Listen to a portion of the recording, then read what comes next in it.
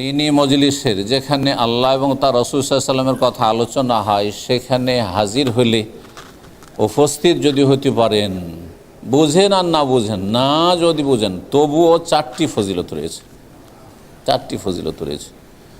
এই জন্য আমি বিভিন্ন জায়গায় দেখেছি, যেহেতু গোটা সৌদি আরব ঘুরেছি, আলোচনা করছি আমার ভাষায়, বাংলা ভাষায়, মাতৃভাষায়। আরও বেশ কিছু লোকেরা বসে আছেন আমার আলোচনাতে, শুনছেন। অনেক সময় ঘন্টার পর ঘন্টা, ঘন্টা দেড় ঘন্টা চলছে, বসেই আছেন। পরে জিজ্ঞেস করি, সালাম দেওয়া হচ্ছে যে আপনি তো কিছুই বুঝলেন না, আপনার বসে থেকে তো তেমন লাভ হইল না। উত্তর তাদের, যেহেতু তাদের সেই রাসূলুল্লাহ সাল্লাল্লাহু আলাইহি ওয়াসাল্লাম হাদিসটি জানা আছে, উত্তর যে আমি যদি নাও বুঝি, আপনি তো আয়াত হাদিসগুলো আরবিতে পড়লে ওটা তো বুঝলাম মোটামুটি কিছু, যে এই সম্পর্কে বলছেন হয়তো, যদিও সব কিছুই বুঝলাম না, কিন্তু সবচেয়ে বড় যেটা হাসিল করলাম সেটা হচ্ছে সওয়াবুল মজলিস, দ্বীনি মজলিসের নেকি এবং ফজিলতগুলি, এগুলি আমি হাসিল করলাম। তাহলে না বুঝলেও হাসিল। জি। আর তার সাথে যদি আপনি বুঝেন, আপনার মাতৃভাষায় আলোচনা হচ্ছে আলহামদুলিল্লাহ, তাহলে আপনি এলেম হাসিল করলেন। এলেম হাসিল করায় যদি আপনার ইখলাস থাকে, অন্তরে সততা থাকে যে আমার অজ্ঞতা দূর করব, যেহেতু মানুষ কেউ মায়ের পেট থেকে শিক্ষিত হয়ে আসে না, সবাই অজ্ঞ হয়ে এসেছে, আমি আপনি যে কেউ হোক না কেন। আল্লাহু আখরাজাকুম বুতুনি উম্মাহাতিকুম লা তা'লামুনা শাইআ, আল্লাহ সূরা নাহলে বলছেন যে আল্লাহর একটি বিশেষ অনুগ্রহ, ইহসান হচ্ছে যে আখরাজাকুম বুতুনি উম্মাহাতিকুম, তোমাদের মাতৃগর্ভ থেকে আল্লাহ তোমাদেরকে দুনিয়াতে বের করে নিয়ে এসেছেন, অর্থাৎ সৃষ্টি করেছেন।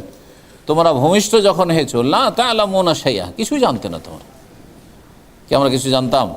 আমি জানতাম কিছু, আপনাদের মতোই ছিলাম, জি, একই, সব সমান, কিছুই জানতে না। এটাই তো হচ্ছে অজ্ঞতা, তাই না? কিছুই জানতাম না, সবাই অজ্ঞ ছিলাম। কিন্তু অজ্ঞতা যে যতটা পেরেছে আর যার যত সৌভাগ্য হয়েছে, তত বেশি অজ্ঞতা দূর হয়েছে এলমের নূরের মাধ্যমে। দ্বীনের জ্ঞান অর্জনের নূর, এটি হচ্ছে জ্যোতি, আলোর মতো। এখানে যদি বাতি সব নিভিয়ে দেওয়া হয়, মেন সুইচ বন্ধ করে, সব অন্ধকার হয়ে যাবে, অন্ধকার হয়ে যাবে। চোখের সামনে আঙুল নিয়ে এসে নিজের আঙুলটাও দেখতে পাবেন না আপনি। তো জাহাল, অজ্ঞতা হচ্ছে অন্ধকার। আর ওয়াল ইলমু নূরুন, ইলম হচ্ছে নূর। সুতরাং ইলম দ্বারা আমাদের অজ্ঞতাকে দূর করতে হবে, এই নিয়তে যদি এখানে এসে থাকেন,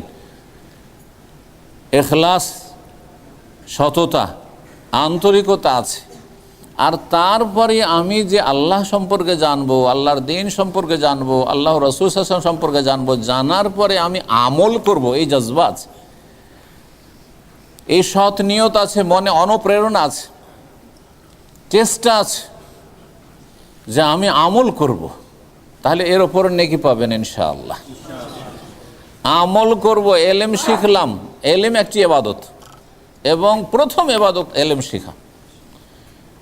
দ্বীন সম্পর্কে, ইসলাম সম্পর্কে, আল্লাহ সম্পর্কে, রাসূল সম্পর্কে তিনটি মূলনীতি মনে রাখেন। জ্ঞান অর্জন করা সবচেয়ে বড় ফরজ কাজ, কারণ জ্ঞান ছাড়া বিশ্বাসও হইতে পারে না, আকীদাও হইতে পারে না, জ্ঞান ছাড়া আপনার ইবাদতও হইতে পারে না, সালাত, সিয়াম, হজ, যাকাত কিছুই হইতে পারে না। জ্ঞান ছাড়া ফরজ নফল কোনো কিছু হইতে পারে না। যদি আপনাকে কোনো আমল করতে বলে আর আপনার কোনো জ্ঞান নেই, জানাই নেই, জীবনে নামাজ শিক্ষা আপনি শিখেননি, তাহলে কি নামাজ পড়তে পারবেন? অবশ্যই শিখেছেন, যেভাবে শিখেন না, শুনে শিখেছেন, না হয় দেখে শিখেছেন, না হয় পাশাপাশি নামাজ পড়েছেন, ছোট থেকে পরম্পরা শিখে নিয়েছেন, দেখা দেখি শিখেছেন, যেভাবে শিখেন না কেন শিখেছেন। ভুল শিখেন, সহি শিখেন, কিন্তু ভুল শিখলে হবে না, সহি শিখতে হবে। এলেম শেখা সবচেয়ে বড় ফরজ ইবাদত, আর তারপরে আমল করা হচ্ছে ইবাদত, আর তারপরে দাওয়াত দেওয়া হচ্ছে, এই পথে মানুষকে ডাকা হচ্ছে ইবাদত, এর ওপর সবর করা, ধৈর্য ধরা হচ্ছে ইবাদত। সূরা আসরে এই চারটি কথা আল্লাহ বলেছেন। এর নিয়ত নিয়ে যদি এখানে এসে থাকেন, তাহলে এই চারটি ফজিলত তো আসলেই পেয়ে গেছেন, ঠিক কিনা? চারটি ফজিলত কার জানা আছে বলুন তো দেখি, যদি কারো জানা থাকে হাত তুলবেন। যেখানে দ্বীনের কথা আলোচনা হয়, আল্লাহ এবং রসুলের কথা আলোচনা হয়, দ্বীনের নামে ভেজাল আলোচনা হলে হবে না আবার, কিন্তু দিনের নামে জালিয়াতি হইলে হবে না, ধর্ম ব্যবসা হইলে হবে না। আল্লাহ বলেনি, রসুল বলেনি, কোনো সহিহ হাদিসের নয়, আর কোনো আয়াতের সঠিক তফসিরও না। সাহাবায়ে কেরাম ইসলাম জানতেন না, সেই ইসলাম চর্চা করছেন। তাহলে যত সময় যাচ্ছে এই মজলিসে তত বেশি পাপের বোঝা বাড়ছে, তত বেশি গুনার বোঝা বাড়ছে। এই জন্য বেদাতি মজলিসে বসা হারাম, বেদাতি বক্তাদের আলোচনার সামনে বসা হারাম। সেটা সোশ্যাল মিডিয়াতে, ইউটিউবে হোক আর ফেসবুকে হোক, যে দেখি একটু শুনি, আরে কি বলছে এই হুজুর, শুনে দেখি, পীর সাহেব কি বলছে শুনে দেখি, এই বেদাতিটা কি বলছে শুনে দেখি। এই যে তামাশা দেখার জন্য শুনছেন, যতক্ষণ শুনলেন ততক্ষণ গুনার মজলিসে বসে আছেন আপনি। কোনোদিন চিন্তা করেছেন এটা তামাশা? সহি আকীদার লেভেল লাগিয়ে আছেন, আর এরও শুনছেন, এরও শুনছেন, এরও শুনছেন, জগা খিচড়ি। বলছে আমি সবটাতে পার্থক্য করতে পারি। পার্থক্য করতে পারলে শিখার দরকারটা কি? আপনি শিখাবেন সবকে। যদি এতই পার্থক্য করতে পারেন, যেই ব্যক্তি পার্থক্য করতে পারে, যেই ব্যক্তি ডাক্তাররা যে চিকিৎসা দেয়, ওষুধ দেয়, সবগুলিতে পার্থক্য করতে পারে কোনটা কোন ওষুধ, সেই ব্যক্তি ডাক্তারের কাছে কেন যাবে? সে নিজেই রোগ নির্ণয় করবে, নিজেই প্রেসক্রিপশন লিখবে, আর নিজেই ওষুধ কিনে নেবে আর সেবন করবে। খরচ করার প্রয়োজনটা কি? আর লাইন লাগিয়ে ধর্ণা দেওয়ার প্রয়োজনটা কি হসপিটাল আর ক্লিনিক? দুনিয়ার ক্ষেত্রে তো এই কাজ করবেন না আপনি, কিন্তু দিনের ক্ষেত্রে তাই করছেন না, চলবেন না। আমার ভাইদেরকে যখন আমাদের মহল্লায় যেখানে আমরা থাকি অথবা ইসলাম সেন্টারে থাকি, সেখানে মসজিদে নামাজ পড়তে দেখি, তখন খুব মনটাই খুশি হয়। আলহামদুলিল্লাহ, এরা এত কষ্টের কাজ করলে ওই যে মসজিদে ঢুকছে, কত শান্তি পেয়ে যাচ্ছে। এটা হচ্ছে আসল বড় শান্তি। মানুষের মানসিক শান্তিটা হচ্ছে আসল শান্তি। আর এই মানসিক শান্তি, অন্তরের শান্তি সালাতে, নামাজে আছে, মসজিদে আছে। আলা বিযিকরিল্লাহি তাতমাইন্নুল কুলুব, আল্লাহকে স্মরণ করলে, আর সবচাইতে উত্তম স্মরণ হচ্ছে নামাজ, 5 ওয়াক্ত সালাত, ফরজ সালাত। তাতমাইন্নুল কুলুব, কলবে প্রশান্তি নেমে আসে, মনটা ঠান্ডা হয়ে যায়। প্রিয় নবী সাল্লাল্লাহু আলাইহি সাল্লাম বলেছেন, ওয়া জুইলাত কুররাতু আইনি ফিস সালাহ, আমার চক্ষু ঠান্ডা হয়, শীতল হয় সালাতে, নামাজ পড়লে। নবী সাল্লাল্লাহু আলাইহি ওয়াসাল্লাম আরও বেলালকে বলতেন, তখন তার টাইম টেবিল ছিল না। এখন তো বুঝতে পারি যে আর 1 মিনিট আছে, তো আধ মিনিট আছে আজান হইতে, তাই না? কিন্তু নবী সাল্লাল্লাহু আলাইহি সাল্লামের জামানায় তো তা ছিল না। সুতরাং মানে অপেক্ষা করতে করতে যেন উদ্গ্রীব হয়ে যেতেন সালাত আদায়ের জন্য রাসূলুল্লাহ সাল্লাল্লাহু আলাইহি সাল্লাম, পেরেশান হয়ে যেতেন, ব্যতিব্যস্ত হয়ে যেতেন। তখন বলতেন যে আরেহনা বিহা ইয়া বেলাল, হে বেলাল, এই সালাতের মাধ্যমে আমাকে শান্তির ব্যবস্থা করে দাও। রাসূলুল্লাহ সাল্লাল্লাহু আলাইহি ওয়াসাল্লাম চক্ষু ঠান্ডা হইতো নামাজ পড়লে, রাসূলুল্লাহ সাল্লাল্লাহু আলাইহি ওয়াসাল্লাম আরাম পেতেন সালাত আদায় করলে। আর আপনি তার উম্মত হয়ে যদি ঘুমাইলে আরাম পান, চক্ষু ঠান্ডা হয়, তাহলে আপনি কি তার উম্মত না অন্য কারো উম্মত? চিন্তা করতে হবে আপনাকে। আল্লাহ বুঝার তৌফিক দান করুন। তো বলছিলাম মজলিসে যে 4টি ফজিলত সংক্ষেপে শুনিয়ে দিই। মাজতামা কওমুন ফি বাইতিন মিন বুয়ুতিল্লাহ, আল্লাহর কোনো ঘরে, যেখানে হোক না কেন, আল্লাহর ঘর মসজিদে হোক, কোনো জায়গায় হোক, হলে হোক, যদি কেউ জমা হয়ে যায়, মাদ্রাসায় হোক, ইয়াতলুনা কিতাব আল্লাহ, আল্লাহর কিতাবের কথা সেখানে পাঠ করে শোনানো হয়। ইয়াতলুনা কিতাব আল্লাহ মানে তেলাওয়াত শুধু নয়, পাঠ করে শোনানো হয়, যাতে মানুষ উদ্গম্য হয়। ওয়াতাদারাসুনা বাইনাহুম, এবং এক দল আরেক দলকে শেখায়, আপোষে কেউ শেখায়, কেউ শিক্ষা নেই, যেমন চলছে। জি, আলোচকরা আলোচনা করছেন আর শ্রোতারা শুনছেন, এক দল আরেক দলকে শেখাচ্ছেন। জি, দর্স করছেন। ইয়াতাদারাসুনা বাইনাহুম ইল্লা হাফাতহুমুল মালায়েকা, রহমতের ফেরেশতারা চারিদিক থেকে অসংখ্য ফেরেশতা ঘিরে নেন। এটা হচ্ছে মালায়েকারা ঘিরে নেন। জি, আর কি? নাজালাত আলাইহিমুস সাকিনা, আসমান থেকে আল্লাহর পক্ষ তাদের ওপর প্রশান্তি, সাকিনা নেমে আসে। আল্লাহর পক্ষ থেকে প্রশান্তি নেমে আসে, দিনের মজলিসে শান্তি নেমে আসে। এই জন্য দিনের মজলিসে বসলেই ঝিমাইতে শুরু করে, কারণ মনটা শান্তি পেয়েছে। যেমনই শান্তি পেয়েছে তেমনই তারা চলে এসছে, ঝাঁকানি শুরু হয়ে গেছে, ঠিক না? কিন্তু গানের আসরে যারা বসছেন তারা ভালো করে জানছেন। আমার চাইতে আমি শুনে বলছি, তো আমার যদি ইলমুল ইয়াকিন হয়, তাহলে আপনাদের আইনুল ইয়াকিন, চোখে দেখেছেন, ঠিক না? আর যারা বাস্তবে সারা রাত ওই মাগরিব থেকে শুরু করেছে আর ফজর পর্যন্ত, এক যুগ এরকম ছিল যখন বাড়িতে টিভি টাভির যুগ ছিল না, তখনকার মুরব্বীরা ভালো করে জানে, তো সারা রাত গান শুনে ফজরে আসছে, একটু তার ঘুম আসা তো দূরের কথা আছে, একটু ঝিমায়নি, একটু তার তন্দ্রা আসেনি। কেন?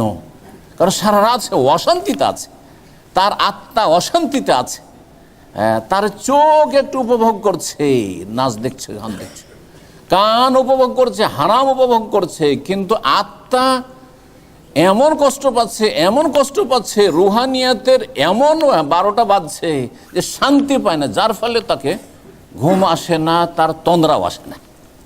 এটা হচ্ছে আসল রহস্য।